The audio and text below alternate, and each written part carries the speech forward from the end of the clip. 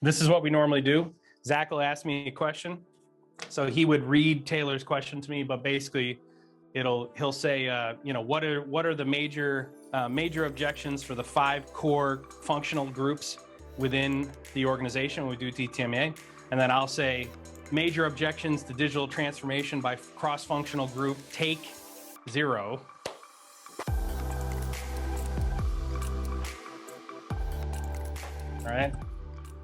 All right, so Taylor asked this question, which is, what are the major objections to digital transformation when you're doing a DTMA? So some quick background before I answer the question. What is a digital transformation maturity assessment?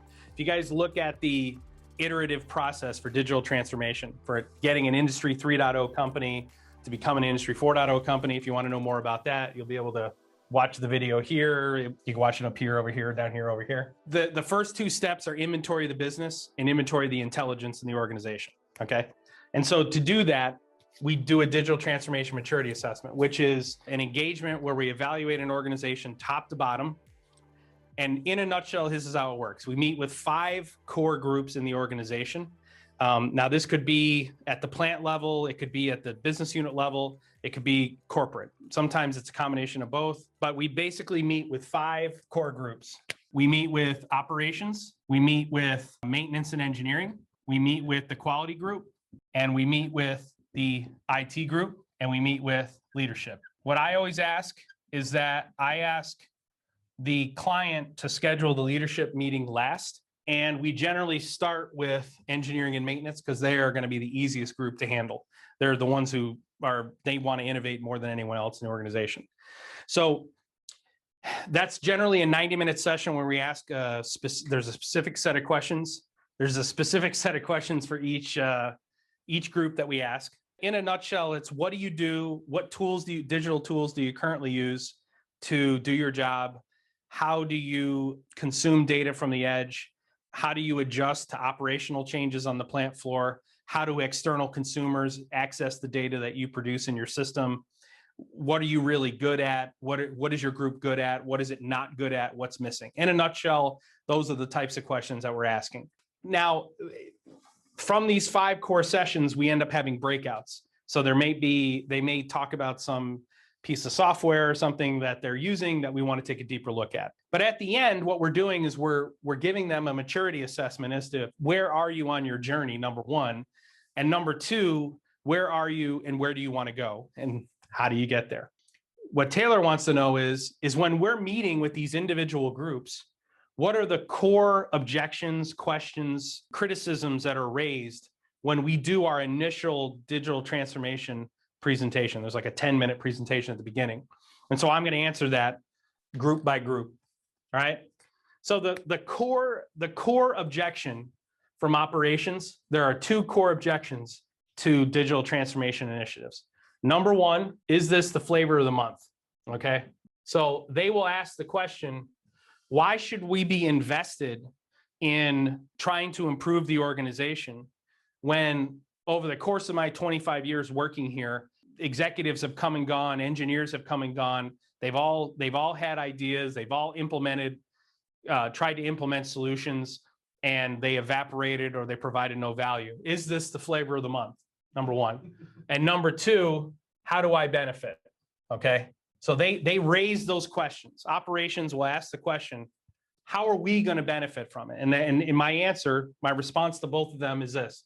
This is not the flavor of the month because this isn't a project. It's not a piece of software. It's not a solution. It's a fundamental strategy for running the business differently, okay?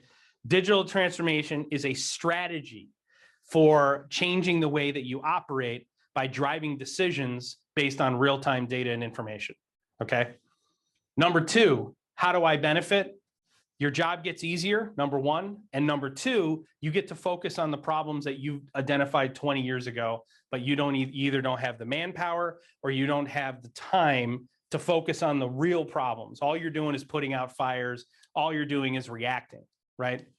My response to them is, no, it's not the flavor of the month. And the way that you benefit, your job gets easier, okay? It also gets more interesting, okay? When it comes to maintenance and engineering, the objections with maintenance and engineering are very few, okay? This is normally the group that is most excited, okay? It's most excited. They're the ones who stand to benefit immediately from digital transformation far more than any other group in the organization. But the number one objection, or the number one question that comes up in the maintenance and engineering group is, how can we trust the data?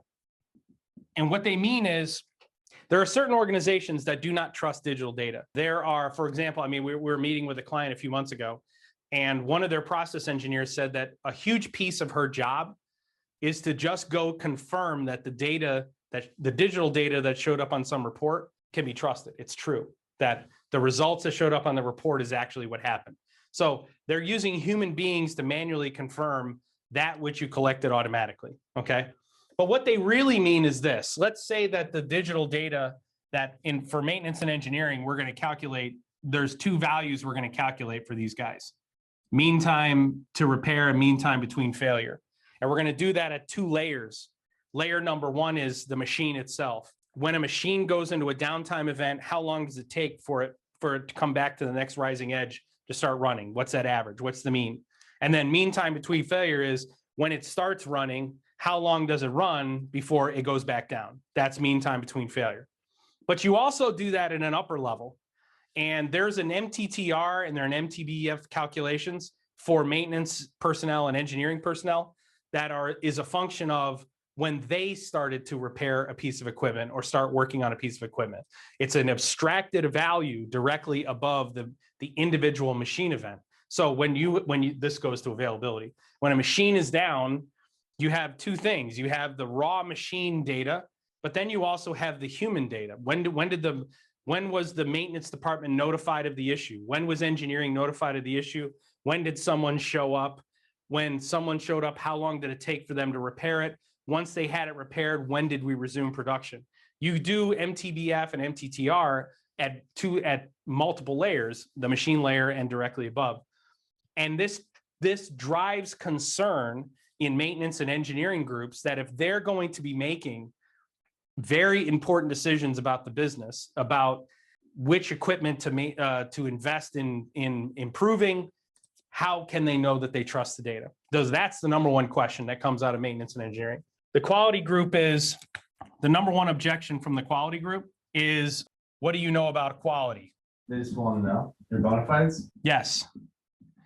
All right, so in certain verticals, the quality group, the quality organization or the quality department believes that their organization sells quality, okay? They don't believe that they don't think of it as they sell a product, but what they sell is actual quality. If you want to know the two most difficult groups to work with in any organization, it's these groups right here. It's the quality group and it's the IT group. I mean, everybody already knows the IT group because everyone deals with IT, but not everyone deals with quality. The way that you have to allay the concern of the quality group is you have to demonstrate to them that you know what it is they actually do, that you know what an actual sample definition is, that you know what the Nelson rules are, that you know what the Westinghouse rules are, you know what's the difference between defining what a sample collection is and then what doing a collection is. What's the difference between an upper spec limit and an upper control limit? What is a control chart? What's its purpose? You have to demonstrate to the quality group, because the quality groups operate as silos all the time. Why? Because the only people in the organization who know anything about the mechanics of quality are the people who work in the quality department. And so the number one objection that they raise is, how can you digitally transform our entire organization if you know nothing about what it is that we do? So the only way that what they do in their department. Got it. So the only way you're going to overcome that objection is to demonstrate that you know what it is they do in the quality group. And if I just said a bunch of terms like Nelson rules and Westinghouse rules and upper spec limit and lower spec limit and upper control and lower control, a sample definition, sample collection, sample interval, if I'm saying all these terms and you don't know what those terms are, understand that you're going to be looking like a deer in headlights when they ask this question in that meeting, okay? IT. What does everyone think that their biggest objection is going to be? How is it secure? How secure is it? Okay, so, and why can't we use, Open source or whatever. no, why can't we use X? Okay, all right, so I'm going to skip the security question here for just a second. One of the top questions that we get in the IT department, or the major objection, and I would say in digital transformation maturity assessments, if I'm going to get yelled at, or one of our architects is going to get yelled at in one of these sessions, it's going to be in this session, okay? IT departments, they have a monopoly. So one of the questions that I ask in the IT meeting is, do you have a monopoly on IT services in your organization? That's one of the questions. And what I'm asking is, do the people in your organization have the option to go to an outside vendor for their IT solutions, as long as they are compliant with your security requirements? Okay.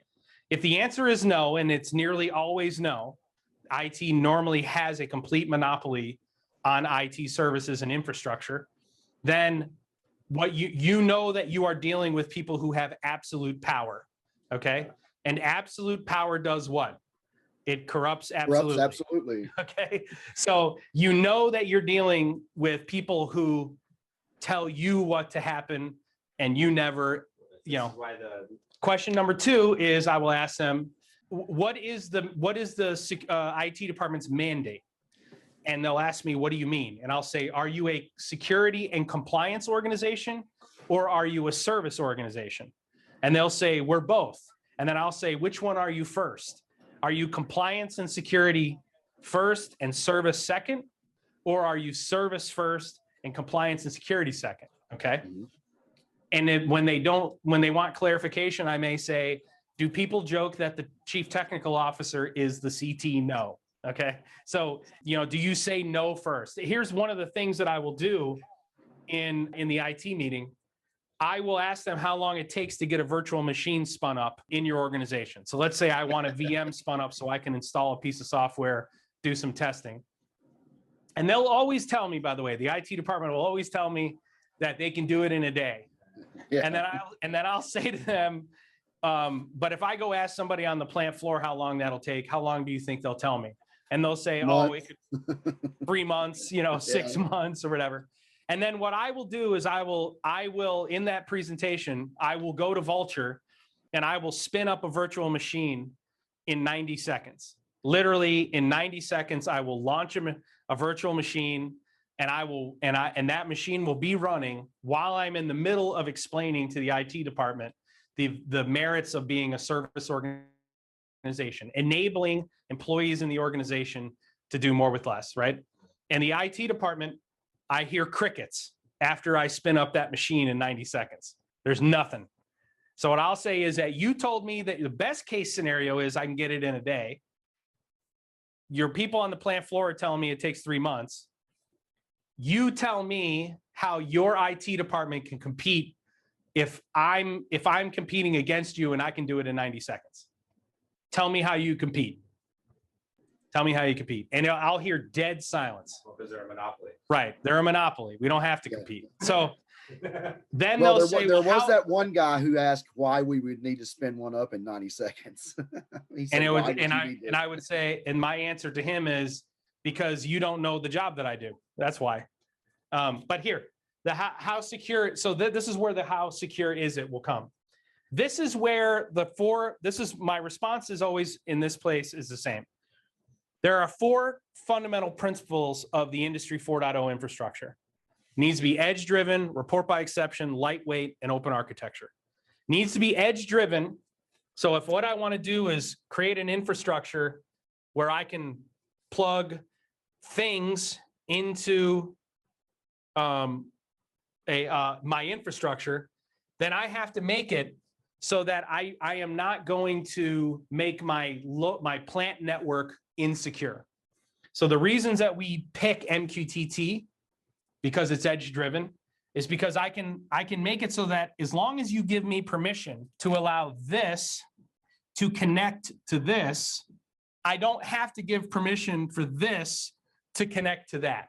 I have not created any insecure environment by allowing something on the plant floor to talk out to something at a higher level in the security stack. Okay. So when I tell them the 4 core principles of edge-driven, report by exception, lightweight, open architecture, those 4 things, they speak to 2 different people. They speak to the IT department. Okay. I'm going to keep your network secure. I'm also not going to keep it too busy. Okay. And I'm going to make it accessible, interoperable.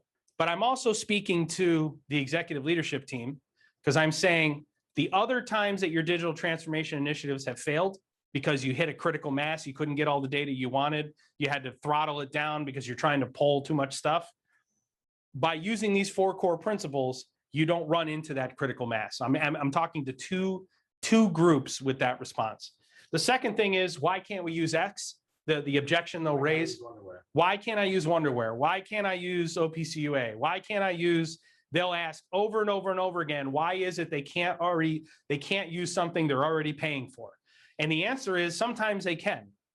And in fact, I just did a presentation yesterday where the recommendation for the proof of concept was going to be using 4 components based on a tech stack, and 3 of them they already owned. There was 1 that was going to be new, and that was the Canary Labs Historian. They had OSI Pi. They asked, why can't we use OSI Pi? And I had to explain to them, because OSI doesn't publish out. OSI is a monolith. They don't publish out over MQTT. They consume over MQTT, but they don't publish the context out. And there's no mechanism for you to take the context, asset frames, event frames, all that kind of stuff, and get that context in the hands of external applications that are not part of the OSI Pi partner network. Okay, so that's the second most common question or objection. Why can't we use X? The other thing that they might say in there is, who the fuck do you think you are? I mean, they literally, I have gotten that. I literally have gotten people, shots across the bow many times. Yeah. Oh, Vaughn's been on half the calls where that happens. I cannot tell you how many members of IT departments I've gotten fired. I probably have 4 chief technical officers now at this point over the last 2 years, literally got fired. 1 got fired in front of me. They asked me to leave the room, and then the board dismissed him from the board in executive session while I was sitting in the hallway. And then they called me back in. Okay. I mean, 1 was that, another one was the director of IT. So to be clear, you're okay with sacrificing 1 job to create more jobs? I am willing. I never suggest that someone should be fired. What I do say is this initiative is not going to be successful with that person in the role that they're in. Don't let your staff get in the way. Right. You got to work around this person. I mean, that's part of what we're getting hired for. And then the last one is leadership. What do you guys think leadership's top objection is? ROI. Yes. What's the ROI? Okay. So here's how I respond to that one. When they say, what's the ROI? What's the top objection with the leadership group? My answer, I do 2 things. Number 1, I say you have to understand, let's go back to our core principles of digital transformation. It's a strategy. It's not a project. Okay.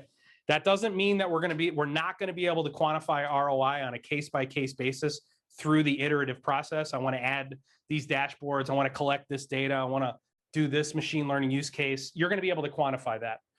But we cannot quantify for you the ROI for the entire strategy. There's no way to do that because it's an iterative process. I don't know everything you want today because what you want today is a function of what you know today. Tomorrow, you will know something different. Digital transformation is about exponentially increasing the collective knowledge of your organization on a daily basis. And if what you want is a function of what you know, then as what you know grows, what you want changes. And if I have to calculate ROI for you for the entire strategy, I can't do that. But what I can do is I can show you this case study for this organization. And here's what we did. And I use a very common case study for a project we did like 3 years ago.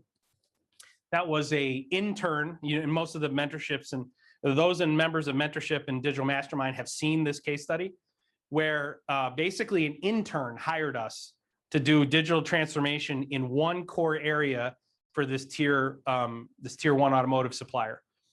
He didn't get permission. He had $250,000 left over. He had 5 production lines. He had 47 machines, 47 PLCs, It needed integration, connectivity to all the equipment.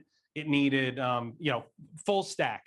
So he got approval directly above his head to use the $250,000 he had left over from another capital project to have us do this digital transformation on this production line. It took a year to do the integration because we didn't have buy-in outside of this guy's department. So we had to work around a bunch of stuff. Then we started collecting data of January of 2017. We presented the dashboards. It wasn't just dashboards, it was actually analysis tools, the whole nine. In January of 2017, we came back in 6 months to monitor, to look at the data. So what we looked at was the improvement of OEE, the decrease in waste, the increase in production. That's what we looked at. And we charted it. If you guys are in mentorship, you've seen this because I've showed you this specific case study. It took them 60 days to 6 months to get OEE from in the 40s up into the 80s. It took them 60 days to get, or it took them about a year to get their waste from 35,000 units a month down to 500 units a month. It took them about 8 months to go from 35,000 units of production per month to 70,000 per month in total units. At the end of the 18 months, that $250,000 investment yielded a $25 million return, of which they took that $25 million and invested in their full North American digital transformation initiative. Hired 60-something engineers. They deployed to their sites in Minnesota and Michigan, and they did a full deployment. I will show that case study. The other thing that I will do is I'll do a theoretical discussion, and I will say, and I'll do this first. I will say, CEO so-and-so, where did you get your MBA? And it's always one of three places, right? So they either got it at Yale, they either got it at Wharton, or they got it at Harvard, right? So and I will ask them, what was Apple's ROI on the iPhone when they pitched it in 2006? So when Steve Jobs was making the decision whether to invest $200 million into the development of the Apple iPhone, what was the ROI? There wasn't one. Yeah. Apple doesn't do market analysis. They don't do market studies. They don't allow the market to drive. They create products and then they convince you that you need it. Okay. But then I really fuck them up by asking them this question. This is where I really fuck them up. What's the ROI for you? How much money has your smartphone since 2007 saved or created for you? What's the ROI? It's intangible. The answer is you couldn't even measure it today. You know it's valuable. You know it's incredibly valuable. You know you do more work today than you did in 2007. You know that you are better connected. You're more aware of your health, your financial stability, everything. But you can't quantify it for me. That's the value of data. You remember printing out MapQuest? That's the value of data. I remember those days. So with that, here's my point. My point is that if you're a solutions architect and you're going to be doing digital transformation maturity assessments, okay, we talk about, this is one of the reasons we talk about multi-stack fluency. When we talk about, stop specializing in one layer of the stack and gain fluency at every layer in the automation stack. The reason why you need to have that fluency is so you can answer these questions for cross-functional groups within the organization.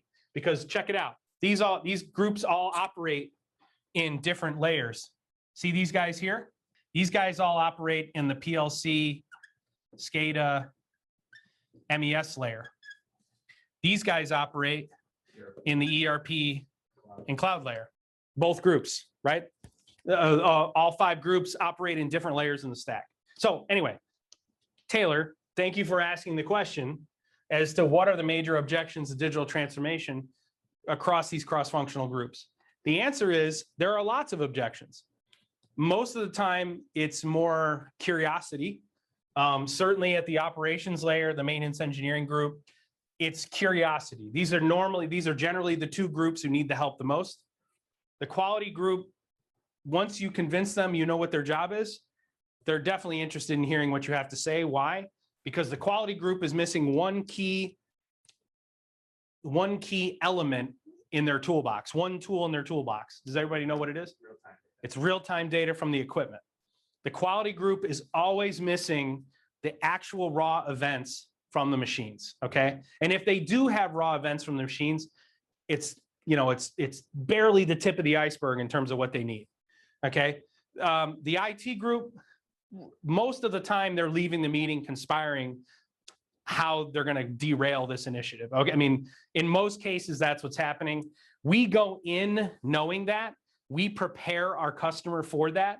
Listen, we're trying to identify the one person in the IT group who's going to advocate for this, and then we're going to leave everybody else out, and they're going to be the only one involved in the proof of concept, right? When you do your proof of concept, you're building a team of like-minded thinkers, including a team made up of people that your client has in their facility. But you want to make sure that everyone who's working towards winning the results war as opposed to fighting the theoretical battles, that they are not going to undermine you in any way, shape, or form, at least in the nascent stages of the implementation. And the leadership cares about one thing and one thing only, okay? And they have a fiduciary responsibility to care about this, by the way. It doesn't make them bad people. They care about the bottom line, and that is their job. I want to close with one last thing, okay? When it comes to leadership, here's a little inside baseball. Almost always when I'm in this meeting, this is the board of directors. This is almost always the people who run the actual company, okay? My primary goal when I go into that meeting is I want to understand what their vision is, okay? I want to know what is the vision of the leadership, okay? My secondary goal is I want to find out what kind of leaders they are. There are two types of leaders in manufacturing, okay? There are leaders who believe that people who work on the plant floor are interchangeable. There are leaders who believe that you can create administrative and engineering controls so that you can change human beings out and it's not going to matter, okay? That's obviously folly. I mean, it's obviously absurd. Anybody who's worked on the plant floor knows that the smartest people in the organization are the ones who are working on the plant floor. They could, if you just listen to them, they would solve all your problems. I mean, honestly, they really would. The other type of leader understands that. And what we want to know is what kind of leadership group they have. Do they have a leadership group who is figuring out a way to enable you to save us money? Or is this the type of leadership group who thinks they care about you, the human being? How can I extract value? Right, but how can I maximize the value I get out of you the same way I maximize the value I get out of this piece of software? They see you as a functional role as opposed to someone who provides both direct and indirect value, okay? And by the way, that's very important to understand in that meeting. It's very important to walk away, and my team will tell you, we walk out of those sessions, we'll have a debrief out of each of these sessions, and we'll define the groups. You know, was there a person in IT who's going to be our champion? Does leadership believe it's their job to enable you to solve problems, right? Give you the tools you need? You know, do they believe that the ERP investment was a good investment? You know, we're really happy when the leadership team starts bitching about SAP. That's when we know we're good.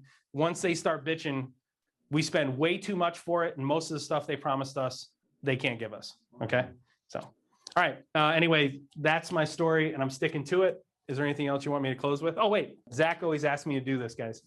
Make sure you hit like, subscribe, share with your friends. By the way, I don't care if you like or subscribe, either of them, but Zach really does care about this. All right, thank you.